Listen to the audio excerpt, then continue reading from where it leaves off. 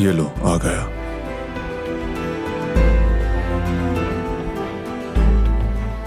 क्या मतलब? क्या ये सच है? हाँ बिल्कुल।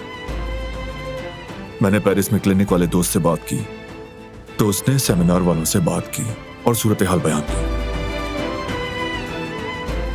दिलान काराबे की प्रेजेंटेशन का सबको इंतजार था। तो चलो अब जल्दी करो। मगर कैसे करूंगी मैं? ऑनलाइन। लेकिन कुछ नहीं। तुम दिलान काराबे हो, कर लोगी तुम। अब जल्दी करो, तुमने अगर देर की तो सुनने वाला कोई नहीं बचेगा। ठीक है, जा रही हूँ। बस वो लोग कहीं चले ना जाएं। मुझे फौरन तैयारी करनी है। एक बार प्रेजेंटेशन देख लूं, उसके बाद मुझे ड्रेस भी चूज करना है। बहुत काम है।